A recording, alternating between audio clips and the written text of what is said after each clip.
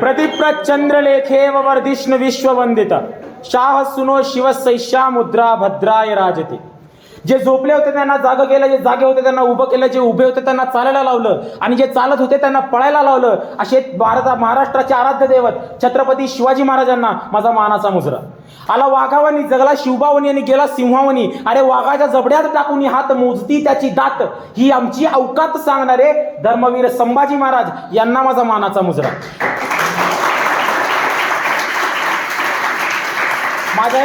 माझ्या या महाराष्ट्र मातीसाठी दोन दोन छत्रपती ज्यांनी घडवले त्या राजमाता राष्ट्रमाता मासाहेब जिजाऊ यांना माझी मानवंदना. माझ्या या देशाला धर्माची नव्हे तर संविधानाची गरज आहे असं सांगत भारताला संविधान बहाल करणारे भारताच्या संविधानाचे शिल्पकार डॉक्टर बाबासाहेब आंबेडकर यांना माझी वंदना. आणि माझ्या या देशासाठी आहुती देणाऱ्या त्यांच्या आहुतीला व विचारांना अभिवादन करून मी महादेव राजकुमार स्वामी ट्रिनिटी अभियांत्रिकी व संशोधन महाविद्यालयाचा आयटीचा विद्यार्थी आपल्याला इथं सर्वांना हार्दिक स्वागत करतो. आणि मी आज इथं शिवव्याख्यान देण्यासाठी तुमच्या समोर उभा आहे. तर मित्रांनो, यदा यदा हि धर्मस्य ग्लानिर्भवति भारत अभ्युत्थानमधर्मस्य तदात्मानं सृजाम्यहम् परित्राणाय साधूनां विनाशाय च दुष्कृतां धर्म संस्थापनार्थाय तं भवामि युगे युगे. हा भगवद्गीतेतील श्लोक प्रत्येकाने एकदा तरी ऐकलाच असेल. हा श्लोक काय सांगतो? हा श्लोक सांगतो ज्या वेळेस या भूतलावर अन्यायाचा प्रकोप वाढू लागेल त्या वेळेस ती शक्ती जी या भूतलाला चालवते ती या पृथ्वी तलावर जन्म घेईल आणि त्या अन्यायाचा प्रकोप संपवेल आणि धर्माची पुनःस्थापना करेल. अशी अनेक उदाहरणं आपल्या इतिहासात सापडतात. कंसाला मारलेले प्रभू श्रीकृष्ण असो किंवा रावणासारख्या राक्षसाला मारणारे प्रभू श्री राम असो किंवा हिरण्यकशिपू सारख्या माजलेल्या मदमस्त हत्तीसारख्या राक्षसाला मारणारे नरसिंह अवतार असो. अशी अनेक उदाहरणं आपल्याला इतिहासात सापडतात.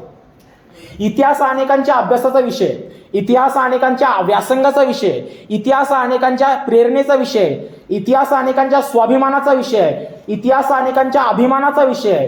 खरं तर इतिहास घडवणारी माणसं इतिहास विसरू शकत नाही आणि इतिहास विसरणारी माणसं इतिहास घडवू शकत नाही असं डॉक्टर बाबासाहेब आंबेडकर सांगतात. इतिहास म्हणजे महापुरुषांची चरित्र मालिका असं स्वामी विवेकानंद सांगतात. आणि इतिहास म्हणजे सामाजिक, राजकीय, धार्मिक आणि आर्थिक कालपट होय असं आंतरराष्ट्रीय इतिहासकार कार्ल मार्क्स आपल्याला सांगतात.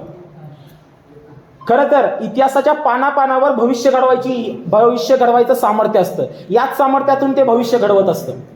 350 वर्ष आधी छत्रपती शिवाजी महाराजांनी याच मातीमध्ये इतिहास घडवला. रायगडावर 32 मनाचं सोनेरी सिंहासन उभं राहिलं. लोककल्याणकारी राजे शिवकल्याण छत्रपती म्हणून स्थापित झाले. शेतकऱ्यांचं, कष्टकऱ्यांचं, कामकऱ्यांचं राज्य या मातीमध्ये उभं राहू लागलं. मातीसाठी लढणारी, मातीसाठी झुंजणारी आणि मातीसाठी मरणारी माणसं या मातीमध्ये उभं राहू लागली. हे या मातीचं सगळ्यात मोठं वैशिष्ट्य आहे. 750 वर्षाचं पारतंत्र्य महाराजांनी फक्त आपल्या 35 वर्षाच्या राजकीय आयुष्यामध्ये घालवलंय. जागतिक पातळीवर एवढ्या अल्प काळामध्ये दुसरी कोणती क्रांती घडलेली नाही. ती घडली फक्त या महाराष्ट्रामध्ये आणि ती घडवली फक्त छत्रपती शिवाजी महाराजांनीच. 750 वर्षाचं पारतंत्र्य फक्त 35 वर्षात घालवलंय महाराजांनी. स्वराज्य हाच ध्यास, स्वराज्य हाच श्वास झाला होता महाराजांचा. एखाद्या ध्येयाच्या दिशेने समर्पित भावनेने कसं कार्य करावं हे आपल्याला शिवचरित्र सांगतं. 12 वर्षाचे शिवाजीराजे ज्यावेळेस बेंगलोरात शहाजी महाराजांना भेटायला गेले त्यावेळेस शहाजी महाराजांनी मासाहेबांनी लोकांच्या हितासाठी, लोकांच्या रयतेवर होणाऱ्या अन्याय अत्याचारातून सुटका करण्यासाठी महाराजांनी एक महत्वाचा निर्णय घेतला. शहाजी महाराजांनी एक महत्वाचा निर्णय घेतला. तो म्हणजे असा, थोरले पुत्र संभाजी हे बेंगलोरातच राहतील कर्नाटकामध्ये आणि तिथला प्रांत वाढवतील, घडवतील आणि बालशिवाजी हे मासाहेबांसोबत पुण्यात येतील आणि पुण्यात स्वराज्याची स्थापना करतील, महाराष्ट्रात स्वराज्याची स्थापना करतील आणि भविष्यात विशाल कर्नाटक आणि महाराष्ट्र असं भव्य प्रदेश स्वराज्य म्हणून स्थापन होईल असा शहाजी महाराजांची महत्वाकांक्षा होती. या महत्वाकांक्षा महाराजांना सांगितल्या. 12 वर्षाचे शिवाजीराजे ज्यावेळेस परत पुण्याला यायला निघाले त्यावेळेस एका पित्यानं आपल्या पुत्राला द्यावं तरी काय? शहाजीराजेंनी शिवाजी महाराजांना द्यावं तरी काय? शहाजीराजेंनी शिवाजी महाराजांना एक स्वप्न दिलं, एक महत्वाकांक्षा दिली. त्याचसोबत शहाजीराजेंनी शिवाजी महाराजांना स्वतःच्या हाताने लिहिलेली संस्कृत मधली राजमुद्रा दिली. अनेकांना इथं पाठच असेल. प्रतिप्रचंद्रलेखे वर्धिष्णु विश्ववंदिता शाह सुनो शिवसैष्या मुद्रा भद्राय राजते. प्रतिपदेच्या चंद्रकोरीप्रमाणे आपलं हे राज्य वाढत जाईल आणि एके दिवशी ते विश्वाला वंदनीय ठरेल. अजून 12 वर्षाचे शिवाजीराजे बेंगलोरातच आहेत. अजून ते पुण्याला जायचेत, स्वराज्याला सुरुवात व्हायची आहे. त्याआधी शहाजीराजे म्हणतात, होय आम्हाला खात्री आहे तुम्ही स्वराज्य स्थापन करालच, होय आम्हाला खात्री आहे तुम्ही प्रदेपदेच्या चंद्रकोरीप्रमाणे ते राज्य वाढवत वाढवत न्याल, होय आम्हाला खात्री आहे ते एके दिवशी विश्वाला वंदनीय ठरेल. केवढा हा विश्वास एका पित्यानं आपल्या पुत्रावर दाखवलेला, केवढा विश्वास. अहो अजून काय दिलं महाराजांनी, अजून काय दिलं शहाजी महाराजांनी? एक छोटंसं मंत्रिमंडळ दिलं शिवाजी महाराजांना. ते म्हणाले भविष्यात शिवाजीराजे तुम्हाला तुमचं मंत्रिमंडळ करावं लागेल, त्यासाठी ह्या मंत्रिमंडळातून तुम्ही काही गोष्टी शिका आणि भविष्यात ज्या लागतील त्याचं आचरण करा. अजून काय दिलं शहाजी महाराजांनी शिवाजी महाराजांना? शहाजी महाराजांनी शिवाजी महाराजांना भगवा ध्वज दिला आणि म्हणाले उद्याच्या तुमच्या स्वराज्याचा हा डौलता भगवा ध्वज बनवा. आणि काय सांगितलंय का पित्यानं आपल्या पुत्राला? एक महत्वाचा सल्ला दिला. त्याला म्हणाले हा भगवा पेलणे प्रत्येकाच्या बसची बात नाही, हा भगवा प्रत्येकाला पेलला जात नाही. हा भगवा पेलण्यासाठी मनगटात रग आणि छातीत धग लागते. ते म्हणाले हा भगवा साधा नाही, हा भगवा भगवान श्रीकृष्णांचा आहे, हा भगवा प्रभू श्री रामचंद्रांचा आहे, हा भगवा हर हर महादेव म्हणत रणांगणावर कोसळणाऱ्या प्रत्येक धारकऱ्यांचा आहे, हा भगवा हा रामकृष्ण हरी म्हणत वारीला जाणाऱ्या प्रत्येक वारकऱ्यांचा आहे, हा भगवा स्वाभिमानाचा आहे, हा भगवा अभिमानाचा आहे, हा भगवा शौर्याचा आहे, हा भगवा सह्याद्रीच्या अस्मितेचा आहे. राजे हा भगवा फडकू द्या. शहाजी महाराजांनी शिवाजी महाराजांना दिलेला हा एक सल्ला आहे. 12 वर्षाचे शिवाजी महाराज ज्यावेळेस पुण्यामध्ये परत मासाहेबांसोबत आले त्यावेळेस मासाहेबांनी त्यांना थांबवलं नाही. रणात उन्हात वाऱ्यात वादळात जा, शोध घ्या, अनुभव घ्या, शिका. आजची आपली दुर्दैवच हे झालंय ना हो.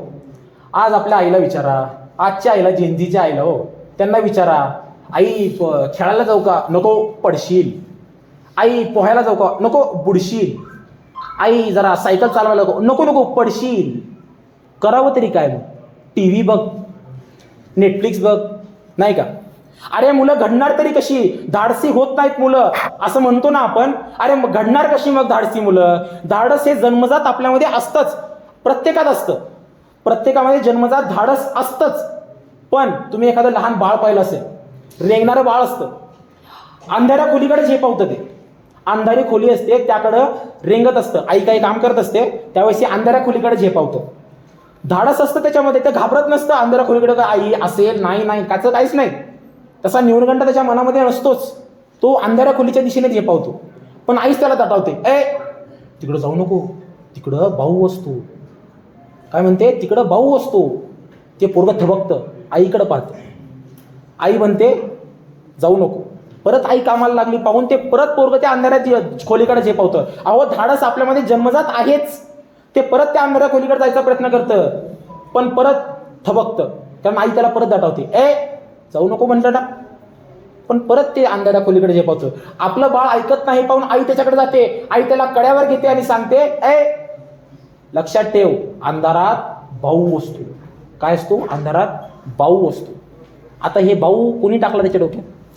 बाहेरून टाकलं ना, त्याच्या आत्ता निर्माण नाही झालं ना, आपण बाहेरून टाकलं. अहो सीमा आपण बाहेरून तयार करतो. त्याच्या डोक्यात एवढं पक्क बसतं की अंधारात भाऊ असतो. पट्ट्या 2 पोरांचा बाप होतो तरी अंधारात जात नाही. तो लाईट लावून अंधारात जात नाही. हे जे पण रेषा आपण तयार केल्या त्याच्या आजूबाजूला, ह्या बाहेरून तयार नाही झाल्या, ह्या आपण आतूनच तयार केल्या. बरोबर? तुम्ही एखादं छोटं हत्तीचं पिल्लू पाहिलं असेल. हत्तीचा पिल्लूला माहूत छोट्या साखळदंडानं बांधून ठेवतो.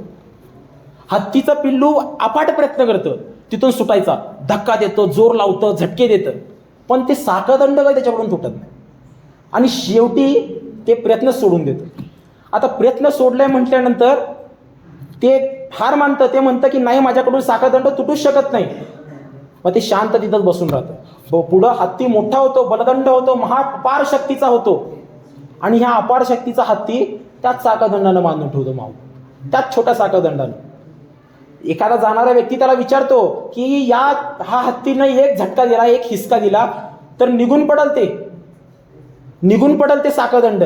पण तो म्हणतो त्याला बांधायची गरज नाही, त्यानं मनातूनच स्वतःला एक रेषा तयार केलेली आहे.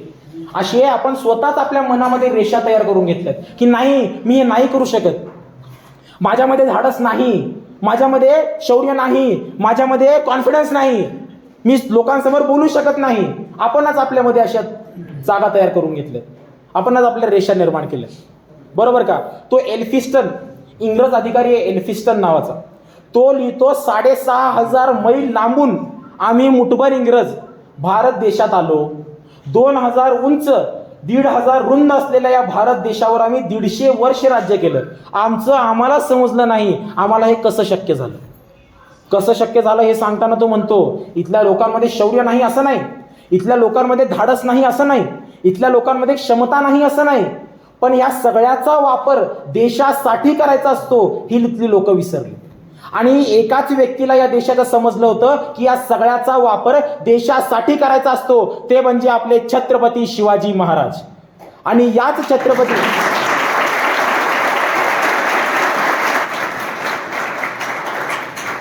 आणि त्याच छत्रपती शिवाजी महाराजांना ही लोक विसरलीत, म्हणून आम्ही 150 वर्ष याच्यावर राज्य करू शकलो. स्पष्ट सांगितलं एल्फिस्टन.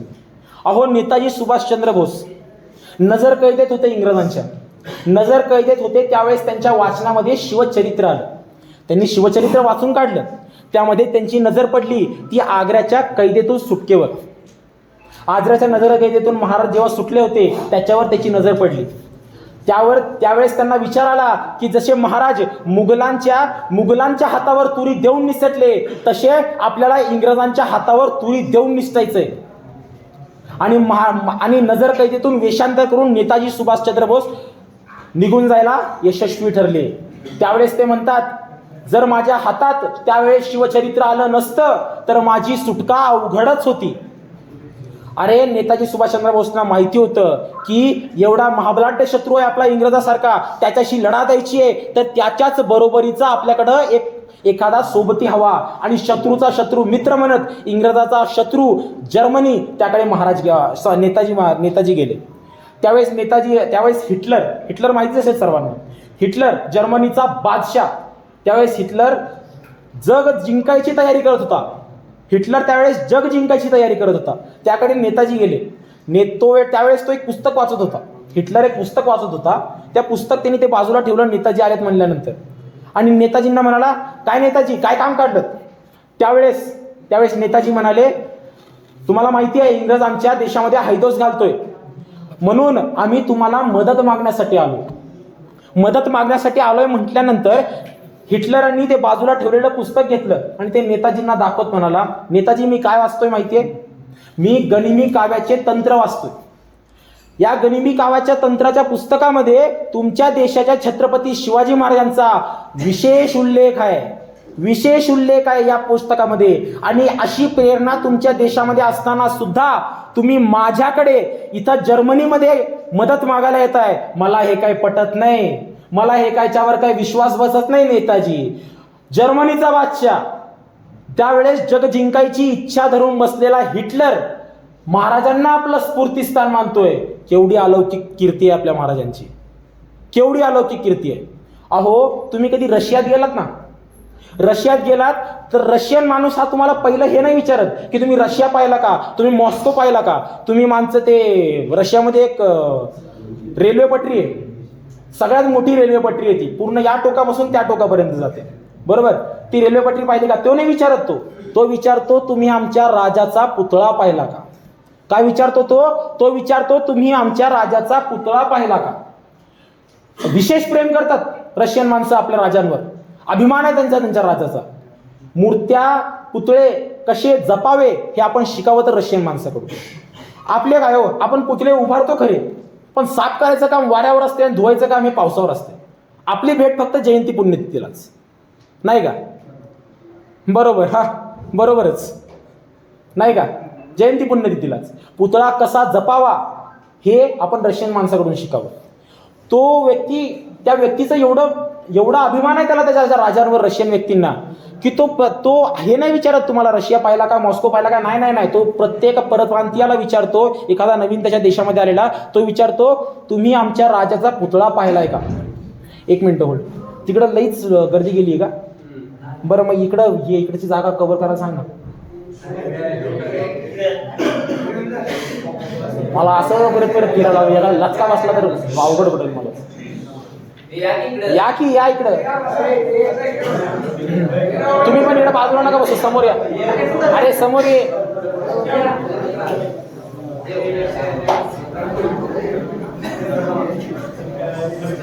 ऐका, वाटतंय ना? मजा मजा नाही, अभिमान वाटला पाहिजे आपल्याला. नक्कीच अजून खूप काही गोष्टी सांगणार आहे. थांबा, तुमच्या अंगाला ससत रक्त करून सोडतो मी डायरेक्ट. अरे तू परत तिकडे कोपऱ्यात. अरे हो, मला दिसत नाहीस तू. अरे श्रोते जर म्हणजे आम्ही व्याख्यान करतांची देव माणसं रे, की समोर पाहिजे आम्हाला. काय लोक नकोच का जागा? पण बरं ठीक आहे. तर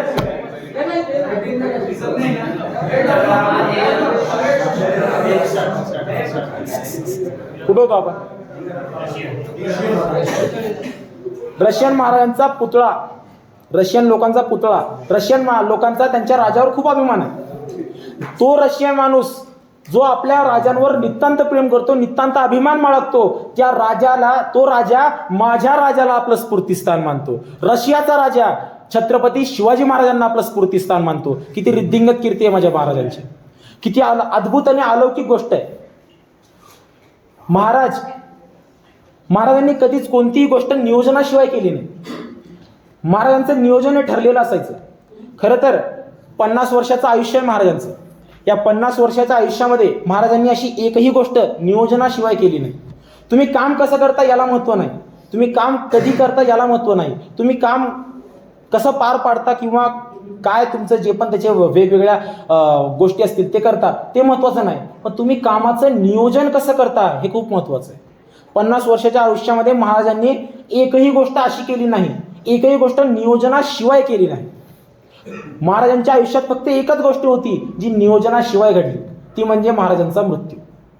फक्त तेवढी एकच नियोजनाशिवाय घडली, बाकी सगळ्याचं महाराजांनी नियोजन केलं होतं. एक गोष्ट सांगतो. 10 नोव्हेंबर 1659 प्रतापगडच्या पायथ्याशी महाराजांनी अफजल खानाचा कोथळा बाहेर पाडला.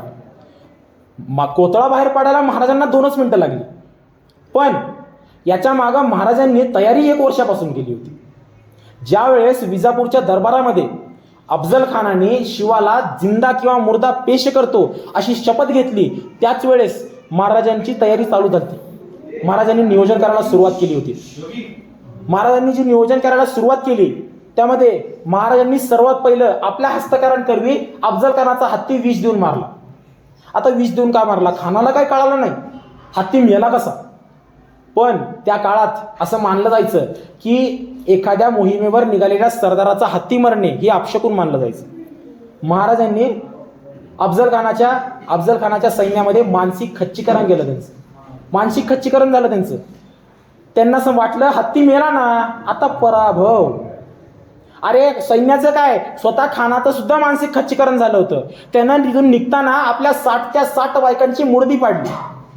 एका जणाने त्यांना विचारलं की अहो तुम्ही असं का केलं खान साहेब, तुम्ही असं 60ची 60 मूर्ती का पाडलीत? त्यावर तो म्हणाला, अरे मी राजाने मला मारलं तर मग बायका काय करतील नाही का. मग तो म्हणाला, समजा जर तुम्ही जिवंतच परत आले मग दुसरे लग्न करू, अजून 60 लग्न करू. एवढा मदमस्त हत्तीसारखा आदिलशाह निघाला होता आपल्याच विनाशाच्या दिशेने. महाभारतात एक शकुनी मामांनी दुर्योधनाला दिलेला सल्ला आहे युद्धभूमीत. त्या महाभारताच्या सिरियलमध्ये हे वाक्य सुद्धा होतं, मेरे बच्चे मैंने तुमसे कहा था रणभूमी में युद्ध होने से पहले मनोभूमी में खेला जाता है. ऐकलं जसं यामध्ये काय सांगतो तो म्हणतो रणात युद्ध होण्याआधी ते मनात खेळलं जातं आणि मनातून जो व्यक्ती जिंकलेला असतो त्याला रणात कोणीच हरवू शकत नाही, आणि जो मनातून हारलेला असतो तो रणात जिंकूच शकत नाही. हा आदिलशाह अफजल खान मनातून हारला होता. तो मदमस्त हत्तीसारखा निघाला होता हिरण्यकशिपू कलियुगाचा आपल्याच विनाशाच्या दिशेने. गावाची गावं लुटत होता, खंडण्या वसूल करत होता, आया बहिणींची आबरू लुटत होता, निघाला होता. देवालय उद्ध्वस्त करत होता. तुळजापूरच्या आई भवानीवर त्यांनी घाव घातला. पंढरपूरच्या विठुरायावर त्यांनी घाव घातला. पण तरीही महाराज शांत होते, कारण त्या महाराजांना माहित होतं हे सगळं अफजल खान का करत आहे. महाराजांना उघड्या रणात आणण्यासाठी, आणि उघड्या रणात अफजल खानाशी लढणं म्हणजे मृत्यूला पत्करण्यासारखं आहे. कारण त्याच्याकडे अफाट फौज आहे, अफाट तोफा आहेत, अफाट हत्ती आहे, अफाट घोडदळ आहे. म्हणून रणात उघड्यावर लढणं म्हणजे अवघडच. म्हणून महाराज संयम बाळगत होते. आणि महाराजांना माहीत होतं की राजकारणात संयम बाळगणे खूप महत्त्वाचं असते. जो माणूस संयमानं राहतो ना, तो माणूस चिरकाल टिकून राहतो, अनंत काळापर्यंत टिकून राहतो. पण जो माणूस ज्या माणसाचा संयम संपतो ना, तो माणूसच संपून जातो. महाराजांकडे हेच सगळ्यात मोठं शस्त्र होतं, संयम. महाराज संयम बाळगत होते. येऊ द्या येऊ द्या. अनेक युक्त्या करत होते अफजल खान, पण महाराज काही त्याला बळी पडले नाही. शत्रूच्या युक्तींना, शत्रूच्या चालीत आपण अडकणे म्हणजे आपला पराभव पत्करणे, आणि शत्रूला आपल्याच चालीत अडकवणे म्हणजे आपल्या विजयावर मोहर उमटवण्यासारखं आहे. म्हणून अफजल खानाच्या चालीत महाराज न अडकता खानाला आपल्या चालीत अडकवून घेत होते. शेवटी कंटाळून खान म्हणाला, हो बाबा, भेटतो तुम्हाला, कोणत्या गडावर यायचंय सांगा. म्हणाला, तुमच्या भेटीचा प्रस्ताव मान्यच करतो. आणि गड ठरलं. महाराजांनी गड ठरवलं, प्रतापगड. आता प्रतापगड का ठरवलं? बाजूला थंड हवेचं महाबळेश्वर आहे म्हणून जरा सुट्टीवर जाऊन येऊ, नाही का? नाही. निर्भीड अरण्य आहे, घनदाट जंगल आहे, पक्षी आणि प्राणी सुद्धा यायला जिथं घाबरतात असं निर्भीड अरण्य आहे. महाराजांनी प्रतापगड निवडला. अफजल खानासमोर एक जहिरी चाल टाकली महाराजांनी, पण अफजल खानाला होच म्हणावं लागलं. आणि महाराजांनी आपल्या सैन्याची जमवाजमव चालू केली. तानाजींना म्हणाले, तानाजी घ्या आपलं गोळा करायला. तानाजींनी गोळा केलं. जमलं किती? 7,500. 7,500 सैन्य जमलं. अफजल खान केवढं घेऊन येत होतं माहितीये? 40,000. 40,000 समोर 7,500 कसे टिकणार हो? महाराज म्हणाले, काय 7,500? अहो 40,000 घेऊन येतोय तो, आपले फक्त 7,500. तानाजी म्हणाले, बघा, सगळे जे होते नव्हते सगळे गोळा करून आणले, आता आपलं काही वाढत नाही. त्यावर महाराज म्हणाले, ठीक.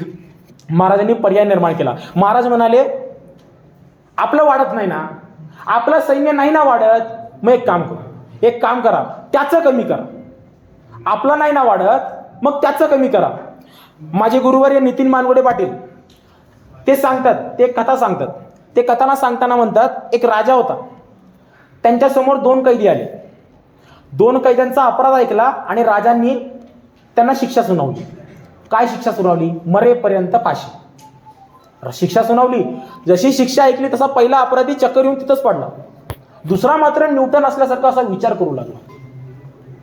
आता पहिला शुद्धीत आला तरी दुसरा न्यूटनच. पहिल्यानं उठल्यानंतर विचारलं, अरे तू ऐकलं नाही का? अरे फाशीची शिक्षा दिली आपल्याला. त्यावर दुसरा कैदी म्हणाला, अरे ते ऐकलं रे मी, पण माझा आहे ना, मागचा वर्षभर झालं उडणारा घोडा तयार करायचा प्रयोग चाललाय. मग आता माझा प्रयोग अगदी अंतिम टप्प्यात आहे आणि तितक्यात मला फाशीची शिक्षा झाली रे, नाहीतर माझा घोडा असा उडालाच असता. काय म्हणाला तो? अरे उडालाच असता असा घोडा. तो म्हणाला, पहिला कैदी म्हणाला, काय उडणारा घोडा कधी उडतो का? त्यावर तो दुसरा कैदी म्हणाला, अरे तेच सांगतोय ना, शेवटच्या टप्प्यात आहे माझा प्रयोग, असा घोडा माझा उडेलच. आणि ह्या दोघांची चर्चा राजानं ऐकली. राजा म्हणाला, काय उडणारा घोडा कधी उडतो का? त्याची शरीर रचना काय, त्याच्या अवयवांची रचना काय? तो उडण्यासाठी तयार केलेलाच नाहीये, तो उडेल कसा? त्यावर तो दुसरा कैदी म्हणाला, राजा महाराज, मरणारा व्यक्ती खोटं कशाला बोलेल? खरंच माझा वर्षभर चालला प्रयोग चाललाय, असा माझा घोडा उडेलच, तितक्यात तुम्ही मला फाशीची शिक्षा दिली हो. त्यावर तो राजांना म्हणाला, राजा एक काम करा, माझा घोडा जाऊ द्या तिकडे, उलटू द्या, मरू द्या.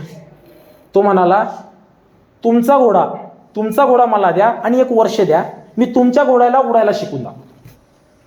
आता राजा विचारात पडला, तसा हा मरणारच आहे, त्याला फाशीची शिक्षा दिलीच आहे, आपण वर्षभर दिलंच आणि खरंच आपल्या घोड्याला उडायला शिकवलं तर आपण जगात पहिले राजे ठरू ज्यांच्याकडे उडणारा घोडा आहे. त्या अभिमानानं हे म्हणला, दिलं तुला 1 वर्ष दिलं. त्यावर तो पहिला कैदी म्हणाला, घोडा खरंच उडतो. दुसरा म्हणाला, अरे ते मला पण माहिती आहे नाही उडत.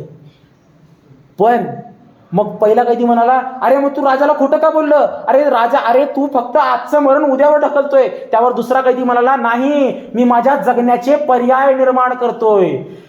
मतलब पहिला कधीनं विचारलं, त्यावर दुसरा म्हणाला, अरे 1 वर्ष आहे माझ्याकडं, काही घडू शकतं या 1 वर्षात. मला फाशी सुनावणारा राजाच मरू शकतो, राजाच मरू शकतो ना 1 वर्षात. बरं ठीक आहे, राजा नाही मेला तर माझा नैसर्गिक मृत्यू होऊ शकतो. बरं चल, तुझा बी नैसर्गिक मृत्यू नाही झाला तर ज्या घोड्याला उडायला शिकवायचंय तो घोडा मरू शकतो. आणि जर घोडा बी नाही मेला, घोडा खरंच उडू शकतो. घडू काही शकतं ना, 1 वर्ष आहे माझ्याकडं, काही घडू शकतं. मी आता माघार का घेऊ, आता पराभव का स्वीकारू. माघार कधीही घेऊ नका. तानाजी जेव्हा तानाजी मालुसरे ज्यावेळेस कोंढाण्यावर धारातीर्थी पडले, त्यावेळेस मराठी सैन्य पाठीला पाय लावून पळत होतं. त्यावेळेस सूर्याजी, तानाजींचे छोटे भाऊ बंधू, त्यांनी थांबवलं आणि माघारी जायचे सगळे दोरखंड कापून टाकली, जी त्या दरीत सोडवलेले होते कापून टाकली आणि म्हणाले, एकतर लढा किंवा मग दरीत उड्या टाका आणि मरा. 2च पर्याय ठेवले त्यांच्यासमोर. मराठी सैन्य लढलं आणि त्यांनी खाशी जीत हासिल केली.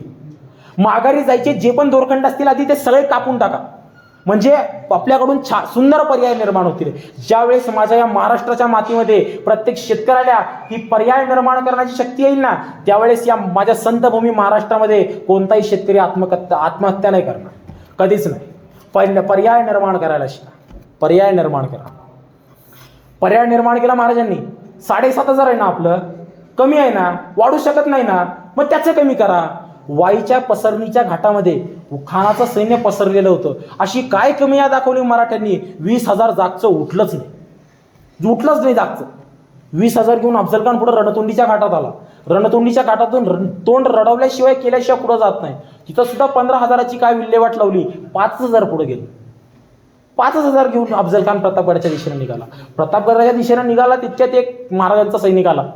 तो म्हणाला, त्यांनी एक पत्र दिलं अफजल खानाला. त्याच्यात लिहिलं होतं, अवघे 1000 घेऊन यावे किंवा भेट होणे शक्य नाही. आता हे असं झालं, हॉटेलात गेलो, थाळी मागवली, खाल्लं काहीच नाही, बिल भरून गप घरी आलो. रेल्वे स्टेशनला गेलो, रेल्वे धरायची होती, रेल्वे धरलीच नाही, तसं तोंड उघडून परत घरी गेलो. गप गुमानं 4,000 परत पाठवले अफजल खानाने. 1000 घेऊन पुढे निघाला.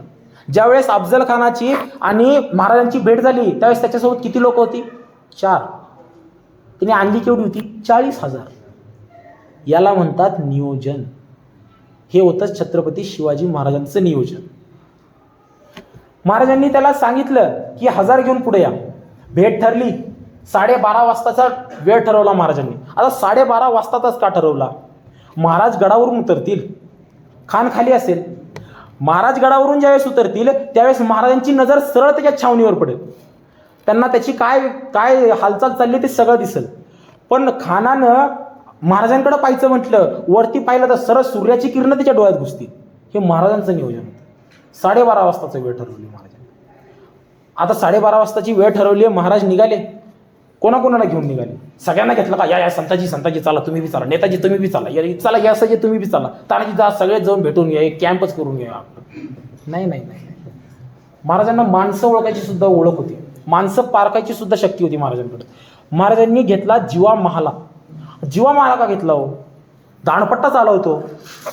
मग तोच का, अहो पुढं सय्यद बंडा आहे, मग त्याच्या बरोबरीचा आपल्यासोबत कुणी नको. दुसरा कोण घेतला, संभाजी कावजी कोंढाळकर का, अहो हत्तीसारखा धिप्पाड आहे. तू पण तोच का, अहो स्वतः दस्तूर खुद्द अफजल खान हत्तीसारखा धिप्पाड आहे, मग त्याच्या बरोबरीचा माझ्यासोबत कुणी नको. पैलवान जरी आपण कुस्तीला उतरवायचे म्हटले तरी सेम गटाची उतरवतो ना, म्हणजे कशी कुस्ती रंगते. म्हणून महाराजांनी सुद्धा हे नियोजन केलं होतं. महाराज घेऊन निघाले यांना आणि अंगरक्षकाला घेऊन निघाले. महाराज खाली उतरतायत गड, तितक्यात महाराज मध्ये थांबले. महाराज म्हणाले, जीवा थांबा, जीवा कात्री आहे का. महाराज काय म्हणाले, जीवा कात्री आहे का. आता युद्धावर निघालोय, तलवार तर आहे आपल्याकडं, कात्रीची काय गरज. पण जीवा तसा न्हावी समाजाचा. जीवा म्हणाला, होय महाराज कात्री आहे. तशी त्यांना कात्री काढून दिली, कात्री काढली. महाराज त्याला म्हणाले, मग एक काम कर, माझी दाढी बारीक कर, एवढी बारीक कर की अफजल खानानं हातात धरावी म्हटली तरी आली नाही पाहिजे. महाराज काय म्हणाले, माझी दाढी एवढी बारीक कर की अफजल खानानं अवेळी धरायची म्हटली तरी त्याच्या हातात नाही आली पाहिजे. व्यवस्थापनेच्या भाषेत आपण याला मायक्रो प्लॅनिंग म्हणतो, सूक्ष्म नियोजन. महाराजांनीही ते केले. महाराज काय म्हणाले, माझी एवढी बारीक दाढी कर. अवेळी जर अचानक अफजल खानानं दाढी पकडली आणि ओढायचा प्रयत्न केला तर त्या केसाच्या ओढण्याच्या या वेदनेने माझं नियोजन कुठं निसटू नये किंवा माझा आत्मविश्वास कुठं ढासळू नये, हे महाराजांना त्यांचं मागचं नियोजन होतं. महाराजांनी दाढी बारीक केली. महाराजांना घेऊन निघाले जिवा महाले आणि जिवा महालेला सांगितलं की तुम्ही अफजल खानाला नाही पाहायचं, तुम्ही मला नाही पाहायचं, तुम्ही कृष्णाजींना नाही पाहायचं, तुम्ही पाहायचा तो फक्त सय्यद बंडा. संभाजी कावजींना सांगितलं तुम्ही मला नाही पाहायचं, तुम्ही माझ्यासोबत मधी नाही यायचं, आपलं त्या छावणी ते जे शामियाना उभा केलता त्याच्यामध्ये नाही यायचं, तुम्ही बाहेरच थांबायचं. पण अफजल खान जर जिवंत बाहेर आला तर त्याला संपवायची जबाबदारी तुमची. अशी कामं वाटली. महाराज खाली 2 वाजता पोचले.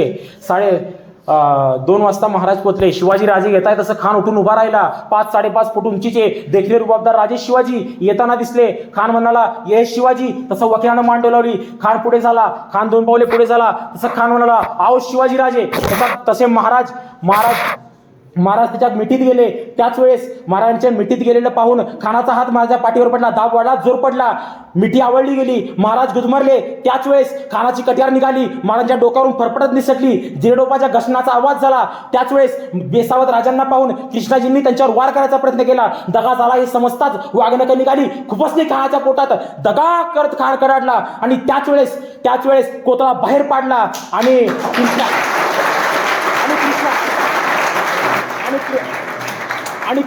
कृष्णाजींनी बेसावत राजांवर वार केला. त्याच वेळेस राजे गडबडलेले पाहून या संधीचा फायदा घेत सय्यद बंडानं त्यांच्यावर दांडपट्ट्यानं वार करायचा प्रयत्न केला. गर्दनीचा वार धरला. वार करणार इतक्यात जिवा मालेच्या दांडपट्ट्यानं सय्यद बंडाचा हात वरच्या वर डोवला आणि इतिहास पुटपुटला. होता जिवा म्हणून वाचला शिवा.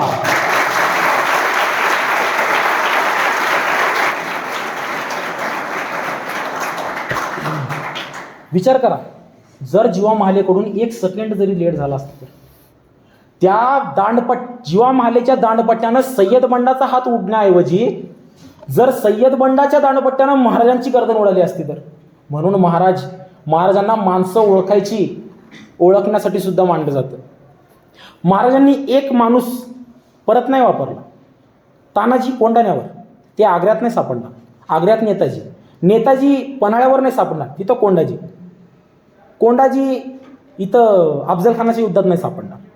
आणि चाल सुद्धा महाराजांनी प्रत्येक ठिकाणी वेगळी वापरली. अफजल खानाला भेटायला गेले, शाहिस्ता खानाला भेटायला नाही गेले, त्याला कापायलाच गेले, भेटायला नाही गेले. मिर्झा राजे जयसिंग सोबतच संधी केली, अफजल खानासोबत संधी नाही केली. एक चाल आणि एक व्यक्ती महाराजांनी पुन्हा कधीच वापरला नाही. माणसं ओळखायची शिकवण सुद्धा शिवचरित्र आपल्याला सांगतं.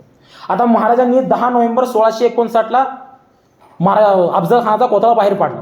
पण महाराजांचं नियोजन बघा, महाराजांचा आत्मविश्वास बघा. महाराजांनी 10 नोव्हेंबर 1659 आपण अफजल खानाचा कोथळा बाहेर पाडणार आहे. महाराजांना आत्मविश्वास आहे. महाराजांना माहिती आहे की मी मारणारच आहे, अफजल खान मारणारच आहे. महाराजांना माहित होतं की खूप मोठं सैन्य, घोडदळ, पायदळ, हत्ती, लवाजमा घेऊन अफजल खान येतोय. 4000 घोडे आणतोय सोबत. 2000 जरी पळून जायला यशस्वी ठरली, 2000 तर आपल्याला भेटणार आहेत. महाराजांचा आत्मविश्वास आहे. युद्ध होण्याआधीच महाराजांनी 10 नोव्हेंबर 1659 पासून 6 महिन्याआधी आपले 2000 जण घोडस्वारीचं शिक्षणाला पाठवले. 6 महिन्याआधी. आणि त्यांना सांगून ठेवलंय की 6 महिन्यानंतर 10 नोव्हेंबर 1659 या रोजी संध्याकाळी 6 वाजता तुम्हाला घोडे भेटतील, बुकिंग झालेलं आहे. 6 महिन्याआधी महाराजांनी ठरवलंय की 2000 घोडे आपल्याला भेटणारच आहेत. आत्मविश्वास बघा महाराजांचा. 10 नोव्हेंबरला 1659 एवढा मृत्यूचा प्रसंग घडलाय. मग महाराज 11 नोव्हेंबरला कुठे आहेत? 11 नोव्हेंबरला महाराज काय करतायत? महाबळेश्वरला गेलेत. नाही एवढं टेन्शन होतं, मग असं 4 दिवस सुट्टीवर जाऊन येतो. आता नको का? आपल्या पोरांची परीक्षा संपली की अशी एक करतात मरगळल्यासारखी की बास संपलं, आयुष्याचं लईच मोठी शिक्षा देऊन आले. आता काय यांना काळा पाणी झालं होतं, आता निघून बाहेर पडली नाही का? पसरून राहतो त्या ब्लँकेटमध्ये, घुसलो की निघतच नाही आपण बाहेर नाही का? अरे परिस्थिती आहे बाबा नाही का? महाराज कुठे आहेत? 11 नोव्हेंबरला. 11 नोव्हेंबरला 10 नोव्हेंबर 1659 2 वाजता महाराजांनी अफजल खानाचा कोतळा बाहेर पडला. 2:30 वाजता मराठी सैन्य अफजल खानाच्या सैन्यावर तुटून पडलं. लांडगेतोड सुरू झाली. 10 वाजता संध्याकाळी परत सशस्त्र सज्ज झालं. 10:30 वाजता महाराज घोड्यावर बसले. 11 वाजता हर हर महादेवचा घोष झाला आणि निघाले महाराज प्रतापगडापुरतीच स्वराज्याची सीमा नाही म्हणत महाराज निघाले वाईच्या दिशेने. वाई प्रांत काबीज केला. पुढे साताऱ्याकडे गेले. सातारा प्रांत काबीज केला. पुढे कोल्हापूरकडे गेले. कोल्हापूर प्रांत काबीज केला. 1 डिसेंबर 1659 महाराजांनी पन्हाळ्यावर भगवा फडकावला. 20 दिवसात महाराजांनी 200 किलोमीटर आणि 18 किल्ले हा एवढा प्रांत काबीज केलाय. महाराज शांत नाही बसले. अफजल खानासारखा हैवान मारलाय. शांत नाही बसले. शत्रूला विचार करण्याआधीच, शत्रूला विचार शक्यच नाही हो, आता तर मारलाय. एवढं टेन्शन आलतं त्याचं. पण लगेच महाराज घोड्यावर स्वार होऊन 200 किलोमीटर आणि 18 किल्ले महाराजांनी 20 दिवसात काबीज केले. आणि पन्हाळा त्यावेळेस जिंकायचं सोपं नव्हतं. 3-3, 4-4 महिने सुद्धा वेढा घातला तरी सुटत नव्हता. महाराजांनी तो फक्त काही 2 ते 3 दिवसाच्या वेळेत काढून घातलाय. महाराजांचं हे नियोजन होतं. महाराजांचं जर नियोजन पाहायला गेलं ना तर यामागं तुम्हाला प्रत्येक ठिकाणी एक असं सूक्ष्म दुसरं नियोजन सुद्धा सापडेल. म्हणजे महाराज प्रत्येक वेळेस एकच पर्याय निवडून नाही ठेवायचे. म्हणजे त्यांचा दुसरा सुद्धा एक तयार असायचा की बाबा हे नाही घडलं तर हे तरी घडू, नाही का. तुम्ही प्रत्येक युद्ध हे तलवारीच्या बळावर नाही लढता आलो. काही युद्ध हे बुद्धीच्या बळावर लढावं लागलं. आणि महाराजांना बुद्धीच्या बळावर अनेक रणांगणं गाजवली. तुम्ही मुंगी पाहिली आहे? मुंगी केवढी असते हो? त्याचं शरीर केवढं असतं, त्याचा मेंदू केवढा असतो. पण तरी त्याला समजतं कोणत्या गावातल्या, कोणत्या घरातल्या, कितव्या रूममधल्या, कितव्या कपाटाच्या, कितव्या आळीवरच्या, कितव्या नंबरचा साखरेचा डबा आहे. मनभर असते, कणभर असते मुंगी, पण मनभर साखर उद्ध्वस्त करते, फस्त करते. कणभर होते मराठी, पण मनभर मोगल उद्ध्वस्त करून टाकले. प्रत्येक वेळेस जर निश्चय असला ना तर व्यक्ती काहीही करू शकतो. तोफा नाही तुमच्याकडे, चालेल हो, चालेल, काही अडचण नाही. सैनिका नाही, चालेल, काही अडचण नाही. तुमच्याकडे फौजफाटा नाही हवं, चालेल. तुमच्याकडे निश्चय असायला हवा, तुमच्याकडे जिद्द असायला हवी. सगळ्यात मोठी शिकवण शिवचरित्र देतं हेच. 6 जून 1674 या मलेच्छपाची असलेल्या मातीत एक स्वतंत्र राज्य निर्माण झालं आणि महाराज छत्रपती झाले. ही काही साधी गोष्ट नाही. त्यावेळेस महाराजांचं महाराष्ट्र हे जगातलं एकमेव लोकशाही राज्य ठरलं. अनेक राजे येऊन गेले, राजवाडे होऊन गेले महाराजांच्या आधी, पण कोणी लोकशाही राज्य नाही दिलं. पण महाराजांनी महाराष्ट्र हे जगातलं पहिलं लोकशाही राज्य बनवलं. त्याचसोबत आता मोगलांचा ऐकूया. औरंगजेबानं महाराजांचा हा राज्याभिषेक थांबावा म्हणून त्याचा खानाचा दूध भाऊ, औरंगजेबाचा दूध भाऊ इकडं बहादूरगडला, इकडं आपलं खाननगरमध्ये श्रीगोंदा नावाचा तालुका आहे. तिथं एक भीमाच्या तीरावर बहादूरगड नावाचा गड आहे. त्या गडावर खानाचा दूध भाऊ होता. काय नाव होतं त्या दूध भावाचं? खानजान बहादूर खान कोकलताज शेबज्जम. काय कडक नाव आहे नाही का? खानजान बहादूर खान कोकलताज शेबज्जम. आता काहींचा प्रश्न आहे त्याची बायको कशी बोलवत असेल, तर आपल्याला काय नाही, आपला प्रश्नच नाही. जाऊ द्या ना, काय का बोलव ना, प्रायव्हेट प्रश्न आहे त्याचा. आता त्याच्या खानजान बहादूर खान कोकलताज शेबज्जंगला पाठवलं महाराजांनी, औरंगजेबानं. कोणावर? महाराजांचा राज्याभिषेक थांबवण्यासाठी. खानानं प्रयत्न तर काहीच केले नाही, त्या खानानं प्रयत्न काहीच केले नाही. पण तो महाराजांचा राज्याभिषेक पार पडला. सर्व विधी एकदम सुंदरपणे संपन्न झाले.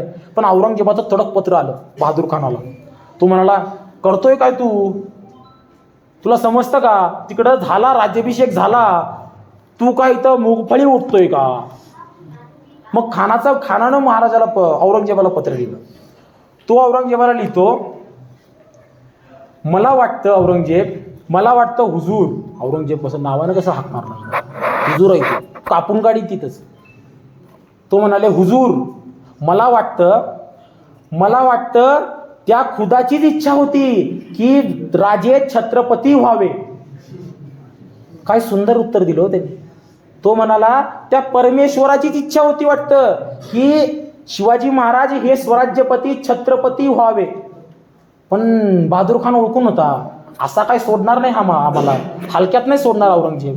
म्हणून त्यांनी त्याला दुखती नस माहिती होती औरंगजेबाची. पैसे म्हटलं की औरंगजेब लगेच पिघलतो.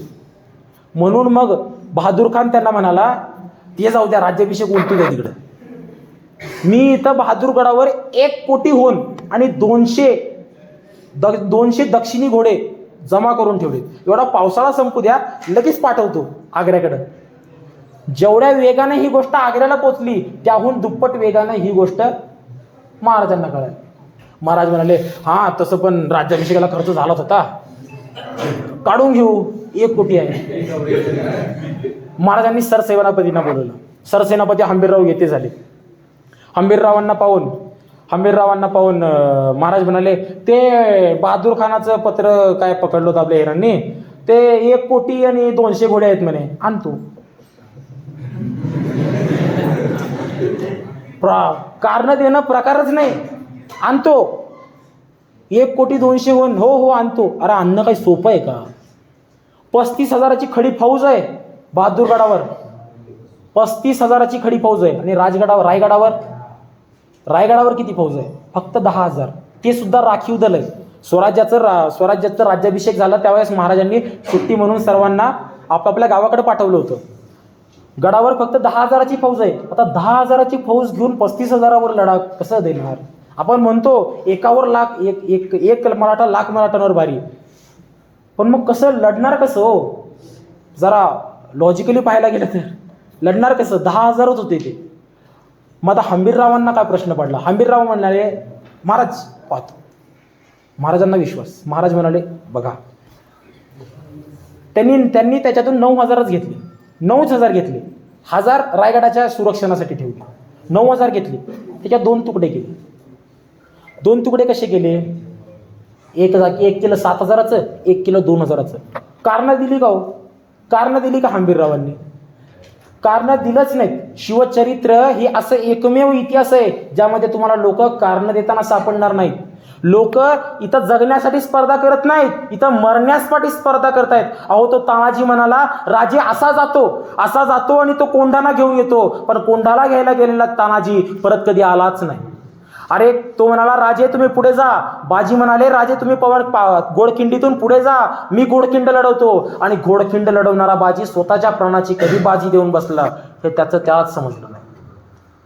अशी अनेक उदाहरणं सापडतील आपल्याला इतिहासामध्ये, महाराजांच्या इतिहासामध्ये.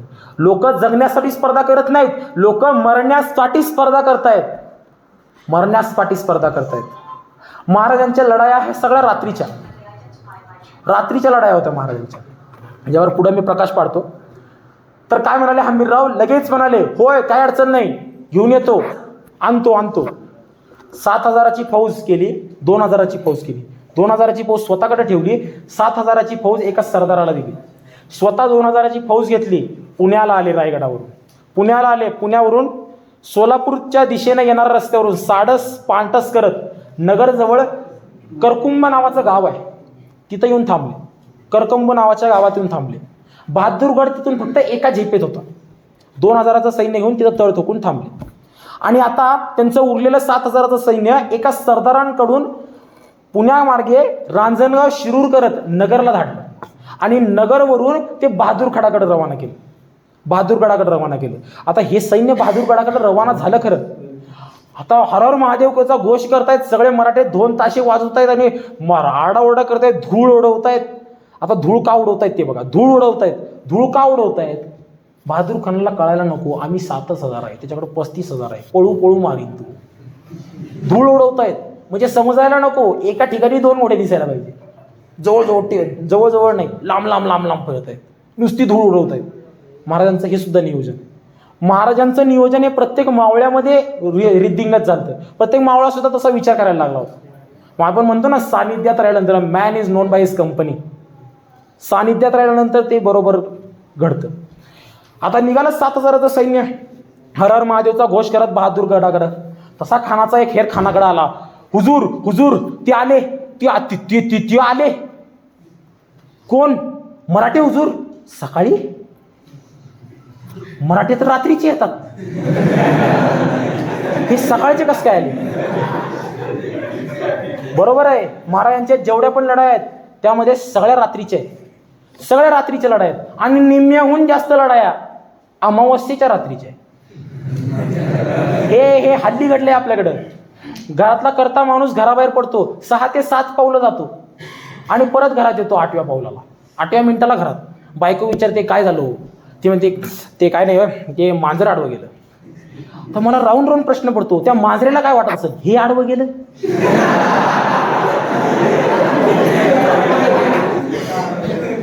ती विचार करत असेल ना. हल्ली घडलंय आपल्याकडं. अंधश्रद्धा कारण देणं प्रकारच नाही. 7,000ची फौज घेतली, निघाली. बहादूर खानाला सुद्धा याची सवय. सकाळचे कसं काय आले? रात्रीचे येतात. हे तर बहादूर खान प्रश्नामध्ये पडला. मग बहादूर खानानं काय केलं, बहादूर खानाच्या कानावर हर हर महादेवचा घोष पडला. त्याला वाटलं हा हा आले आले आले आले, आता आले. आता सकाळचे आले म्हटल्यानंतर भयानक आले असणार. त्यांना माहिती आहे 35,000ची फौज आहे गडावर, किमान हे 50,000 तरी आले असतील. वाटलं त्याला 50,000 तरी आले असतील. त्यानं गडावरची अख्खी 35,000ची फौज गड उतरून खाली घेतली. वॉचमॅन गेटमॅनच ठेवले वरती, सगळे खाली घेतले. 35,000, आता 50,000 आले म्हणल्यानंतर कसं बॉम्ब व्हायची बाबा. निघाले 35,000चं सैन्य घेतले, निघाले यलगार आक्रमण म्हणत निघाले. मराठी निघाले हर हर महादेव जय जय भवानी म्हणत निघाले. तलवारी उचलल्या गेल्या. आता वार होणार तितक्यात मराठ्यांनी रिव्हर्स गिअर टाकला. बागो पळत पळाले मराठी. अरे खान म्हणाला हा का प्रकार आहे करावं, असं असतं वय कुठं, असं असतंय वय कुठं. मग आता म्हणाला ठीक आहे पळा यांच्या मागं. मराठी पुढं मोगल मागं, मराठी पुढं मोगल मागं. 2 मैल झाले, 4 मैल झाले, 6 मैल झाले. मराठी काही थांबनात, मोगल काय पिछा सोडत. शेवटी बहादूर खान थकून म्हणाला रुक जाऊ. गेले. आता काही परत यायची नाही, परत चला. परत युटर्न मारला, फिरवलं.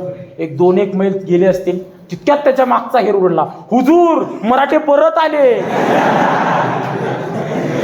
त्यानं डोक्याला हात लावून घेतला. ते म्हणलं काय लपाछपी राहिली करा.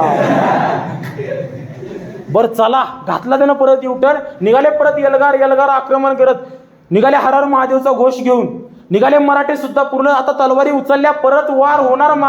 मराठ्यांनी परत गिरिविरस टाकला. बागो परत पळाले. परत मराठी पुढं मोगल माग, मराठी पुढं मोगल माग.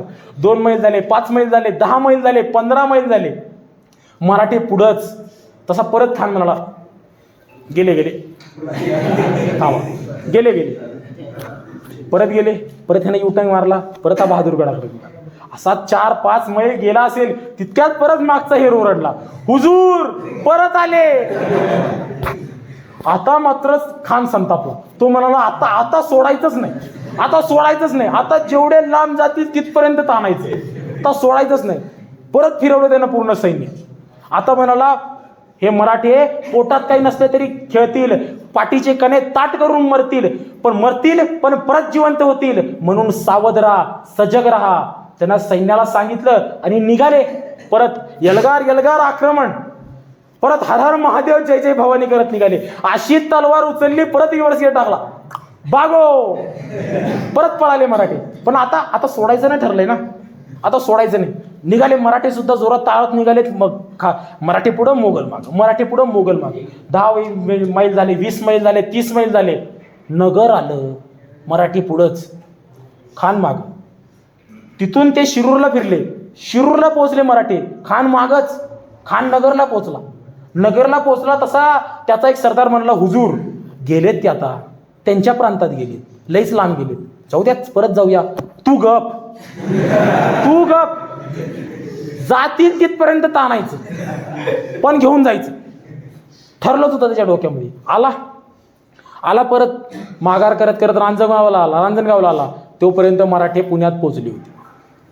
रांजणगाव मार्गे पुण्याला येत होता. तसं मराठे ज्यावेळेस पुण्यात पोहोचले, काही मराठे कात्रजच्या घाटात, काही मराठे मागे सासवडच्या घाटात, काही मराठे सिंहगडच्या घाटात पसरून गेले, सह्याद्रीमध्ये हरवून गेले.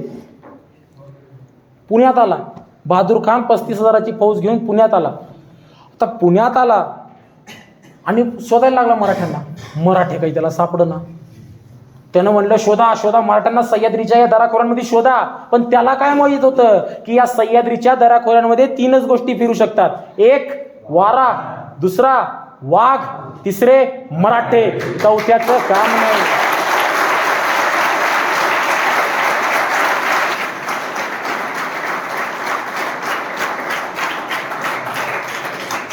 चौथ्याचं काम नाही.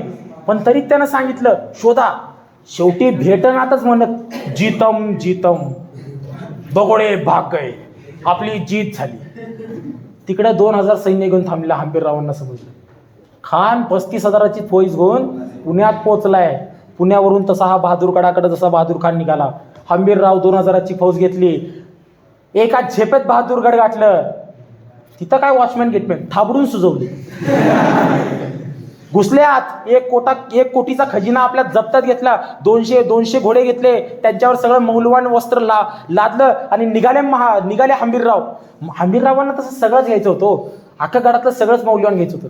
पण लईच दुःखानं हंबीररावांना ते सगळं जाऊन टाकलं. कारण लोक बी बसले पाहिजे ना घोड्यावर, नुसतं सामानच लादून कसं चाललं. म्हणून मग निघाले. जेवढं सामान घेतलं हंबीररावांनी तेवढं घेऊन निघाले. जाळून दिला बहादूरगड. हा बहादूर खान नगरला पोचला. नगरवरून हा बहादूरगडाकडे वळाला. बहादूरगडाकडे वळाला तसा त्याला नुसता धूरच दिसत होता. तसा एक सुजलेला वॉचमॅन समोर आला.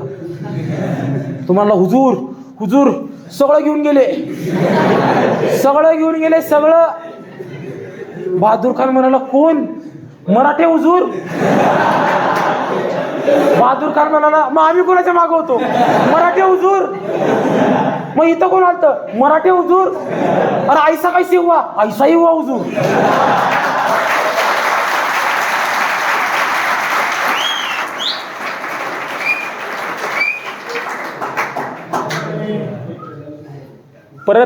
परत ते 7,000ची फौज 2,000ची फौज परत बहादूरगड परत रायगडावर पोहोचली. ऐसे हुआ. मग समजलं बहादूर खानाला असं बनवलं वय. अर्ध्यांनी इकडं पळवत नेलं, अर्ध्यांनी इकडं मला लुटून पळून गेले. महाराजांचं सैन्य किती? 9,000. शत्रूचं सैन्य किती? 35,000. तोटा काही झाला नाही. फायदा 1 कोटी. 200 घोडे दक्षिणी. फायदा झाला का नाही? याला म्हणतात गनिमी कावा. महाराज या गनिमी काव्याच्या बळावर अनेक युद्ध जिंकले. आता महाराज परिणामाची जाण न ठेवता, आपण जर एखादी काम परिणामाची जाण न ठेवता केलं तर ते काम आपल्याकडून कधीतरी चुकू शकतं. काही त्याचा परिणाम वेगळा घडू शकतो. महाराजांना प्रत्येक गोष्टीचा परिणाम काय होईल याची महाराज जाण घेऊन होते. महाराज परिणाम काय होईल याची ओळख ठेवायची. महाराजांना माहित होतं की बहादूर खानाचे 1 कोटी पळवलं म्हणल्यानंतर गप नाही बसणार. तो नगरचं सैन्य गोळा करेल, तो औरंगाबादवरून सैन्य गोळा करेल आणि लाखभराची फौज घेईल आणि रायगडावर चालून येईल. आणि रायगडावर फौज किती आहे? 10,000. आता 10,000चं फौज 1 लाखासोबत कसं लढवणार? महाराजांनी त्यावेळेस युक्ती लढवली. महाराजांनी त्यांचा 3-4 दिवसांनी त्यांचा वकील काझी हैदर हा खानाकडे पाठवला. खानानं म्हणाले, खानाला भेटायला महाराजांचा वकील आलाय म्हणल्यानंतर खान भेटायलाच तयार होईना. नको बाबा, ते बनवतात फार, लय बनवतात ते लोक, तू भेटच नको. पण एक राजकीय संकेत असतो, वकिलाला भेट घ्यायची असते. आला बाबा वकिलांसमोर. वकिलांना म्हणाला काय? तशी काझी हैदर म्हणाले, हुजूर आम्हाला तुमचं दुःख समजते. असं दिवसा ढवळ्या 1 कोटी गायब म्हणजे नवलच. आमच्या राजांना याची खूप खंत आहे. अहो 2 दिवस जरी जेवले नाही तो. त्यांना तुमच्या ताकदीचा अंदाजा आलाय. ते बिना शर्यत, बिना काही अट ठेवता तुम्हाला 10 किल्ले द्यायला तयार आहेत. संभाजी महाराजांना तुमच्या चाकरीला पाठवायला तयार आहेत. तसा खान टणकर उड्या मारून उभा राहिला. तू म्हणाला काय 10 किल्ले? मग येताना चाव्या घेऊन यायचे ना संभाजी महाराज, मग येतानाच घेऊन यायचे ना. मग तुमचे महाराज कधी येत आहेत? मग ते कसं करत आहे? काझी हैदरांना समजलं मासा गळायला लागलाय. काझी हैदर म्हणाले, हो तुमचं बरोबर आहे. अहो तुम्हाला देणारच येतो, नवे दिलंच. पण एक इच्छा आहे आठ नाही बरं का, इच्छा आहे, इच्छा. इच्छा काय आहे, या तुमच्या फरमानावर, हे जे फरमान बनवलंय आपण की 10 किल्ले तुम्हाला देणारे वगैरे, त्या फरमानावर एकदा औरंगजेबाचा जर शिक्का भेटला असता ना तर जरा बरं झालं असतं. काय म्हणाले, त्यावेळेसचा काळ असा बी नाही ना हो की फोन उचलला, हा हॅलो औरंगजेब, ते हे काजी हैदर आले ते आमच्याकडे, ते म्हणतायत ते काय ते 10 किल्ले संभाजी महाराज. हो हो हो ठरलंय ठरलंय. हा हा हा हा बरं आहे, बायको बरी आहे, ते काय ते सगळं चांगलं. ते नाही नाही नाही ते शिक्क्याचे कागद मागताय. बरं व्हॉट्सअप करता का? नको नको, ईमेलला पाठवा, व्हॉट्सअपचं स्टोरेज भरले माझं. ईमेल, अबे हां ईमेलवरच असते का, नाही का, हा दुसऱ्या ईमेलवर पाठवा. एवढा वेगवान काळ नाही हो. जायला पावसाळ्याचा काळ आहे, 2 महिने लागणार, यायला 2 महिने लागणार. महाराजांना परिणाम माहीत होता की बहादूर खान चालून येणार रायगडावर, पण महाराजांना फक्त थोपवायचं होतं, थांबवायचं होतं बहादूर खानाला. किती वेळ, परत कधी येणार आहे सैन्य? 4 महिन्यांनी. किती महिने थांबायचे? 4 महिने. पावसाळा संपला की सैन्य परत येईल. 4 महिने थांबवायचे, 4 महिने थांबवायचे. जायला केवढा वेळ लागतो आग्र्याला, एका खंडनिस्वाराला? 2 महिने. तिथं सही सिक्का घेणार, परत येणार, केवढे झाले? 2 महिने.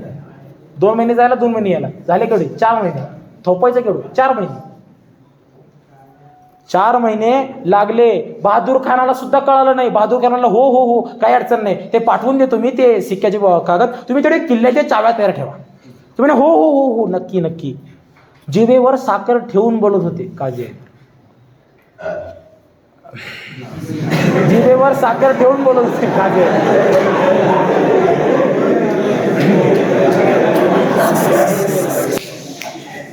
तसे ते महाराजांकडे परत आले. काजी हैदरांनी जे जे घडलं ते महाराजांना सांगितलं आणि सांगितलं की मासा गळायला लागलाय, असा असा खड्ड्यानिस्वार निघालाय. महाराजांना औरंगजेबाला पत्र घेऊन. आता या 4 महिन्यामध्ये महाराजांनी आपल्या ते 1 कोटी भेटल्यामधून सिंधुदुर्ग उभा केला. महाराजांनी 1 कोटी जे सुरतेवरून लुटून आणलं होतं त्यातून पण सिंधुदुर्ग उभा केला. त्याचा पाया त्याच्यानं रचला, बांधला तो गड. पण त्याच्यामध्ये काही त्रुटी होत्या, त्या पूर्ण करण्यासाठी महाराजांनी ह्या 1 कोटीचा वापर केला. रायगडाची सुद्धा मजबूती करून घेतली महाराजांनी या 1 कोटीमधून. 4 महिन्यात महाराजांनी 80,000चं सैन्य गोळा केलं. आता म्हणला ये. मग बहादूर खानाकडं ते फलिता घेऊन तो 4 महिन्यांनी तो आला. औरंगजेबाचं ते पत्र आलं, मोहर असलेलं. आता हे घेऊन गेले खानाचे 2 वकील महाराजांसमोर गेले. महाराजांना म्हणाले, हे जरा ते पत्र आलतं औरंगजेबाचं. मग ते तुमचे काजी हैदर आलते. कधी? मग अहो ते नाही का तुमचे हंबीरराव आलते आमच्याकडं. कुठं? ते 1 कोटी पळवले, 10 किल्ले देणार होते तुम्ही, संभाजी महाराजांना आम्हाला चाकरीला पाठवणार होते. तसे ताडकन उठले महाराज म्हणाले, अशा तुमच्या बहादूर खानानं काय तलवारीचा तेग दाखवलाय की मी आमचा पुत्र त्याच्याकडे चाकरीसाठी धाडावा. निघा नाहीतर अपमान पावाल. मान खाली घालून गेले होते, मान खाली घालून गेली. तसे बहादूर खानाकडे गेले. बहादूर खान उड्याच मारत होता. काय झालं? काय म्हणाले महाराज? दिले चाव्या दे ना बाबा तू. महाराज कुठे आहेत? एवढे लहान तुम्ही, दिसत पण नाही. वकील म्हणाले, हुजूर परत बनवलो, परत फसवलं आम्हाला. आता हे लई इमानदार बहादूर खान लई इमानदार. बहादूर खानानं काय केलं, जसं घडलं होतं तसं लिहून औरंगजेबाला पाठवलं. त्यांना आधी सांगितलं होतं ना 10 किल्ले देतो, संभाजी महाराज देतो. औरंगजेबानं परत पत्र पाठवलं बहादूर खानाला.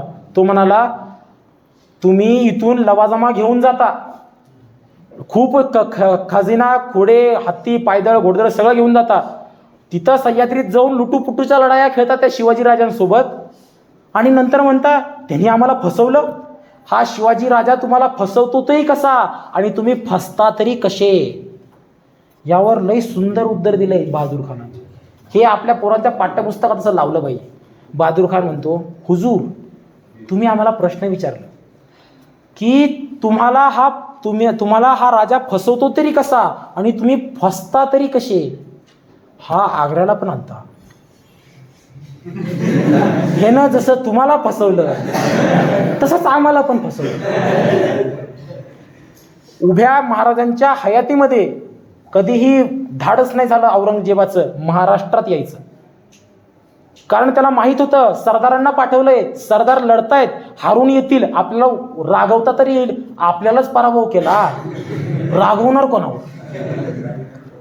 17व्या शतकातले आंतरराष्ट्रीय, राष्ट्रीय नाही बरं का, आंतरराष्ट्रीय तुलनेचे योद्धा आहेत महाराज. औरंगजेबानं स्वतःला एक पदवी दिली ती माहिती आहे, आलमगीर नावाची. आलमगीरचा अर्थ आहे आलम दुनियेचा गीर असलेला, म्हणजे आलम दुनियेचा बादशाह असलेला. आता हे त्याचं आलमगीर नावाचं पत्र घेऊन इराणला एक त्याचा घोडस्वार गेलता. इराणचा राजा होता शाहबा नावाचा. राजानं हे पत्र वाचलं, त्यामध्ये लिहिलं होतं आलमगीर.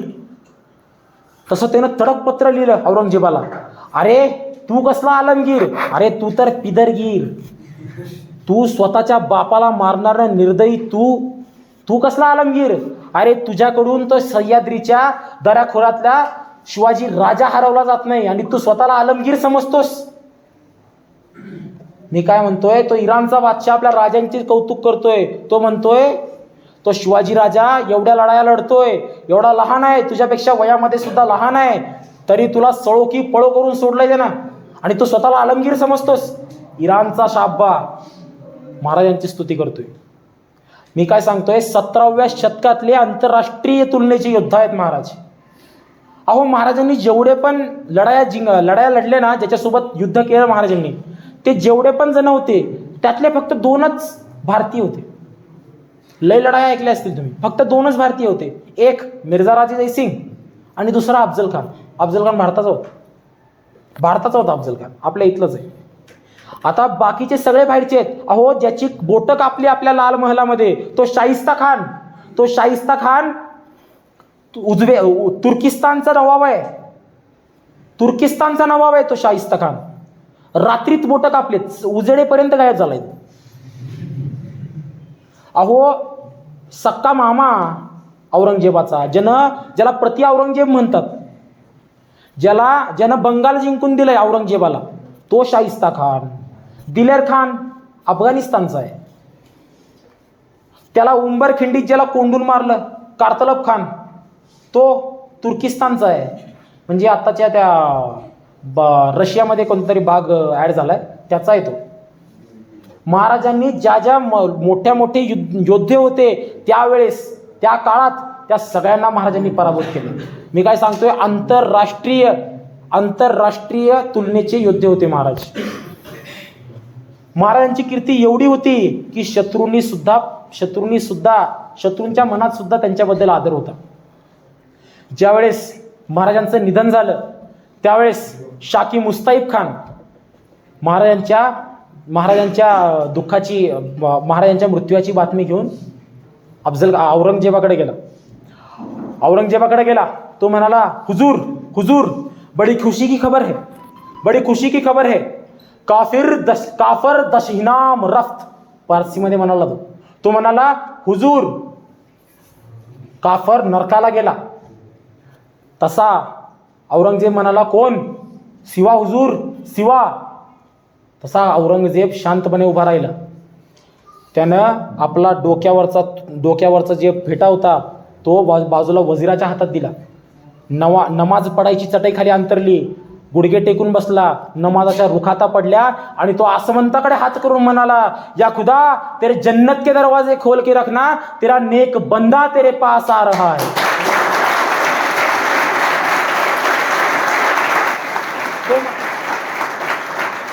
तो म्हणाला, परमेश्वरा तुझ्या स्वर्गाची दारं उघडी ठेव, तुझा सर्वोत्तम पुत्र तुझ्याकडे येतोय.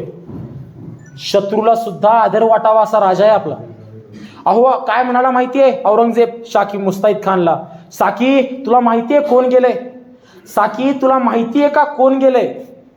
अरे साकी, अलौकिक बुद्धिमत्ता असलेला, अलौकिक चातुर्य असलेला, अलौकिक प्रेरणा असलेला राजा शिव छत्रपती हा महापुरुष गेलाय. अरे साकी, आम्ही आयुष्यभर त्या राजाशी लढा करत राहिलो, आयुष्यभर त्या राजाशी वैर केलं, पण प्रत्येक वेळेस नमाज वाचताना आम्ही त्या खुदाच्या शुक्रिया अदा करतो की दुश्मन दिलास तरी तो शिवाजी सारखा, दुश्मन दिलास तरी तो शिवाजी सारखा, परकीयांनाही आदर वाटावा, शत्रूंना देखील मनात त्याच्या काहीतरी सन्मान असावा, असा राजा, असे राजे होते आपले छत्रपती शिवाजी महाराज. त्या राजांचं काही विचार आचार आपण आपल्यामध्ये अंगीकारावं अशी अपेक्षा धरतो आणि माझ्या या व्याख्यानाला इथं विराम देतो आणि सर्वांची रजा घेतो. जय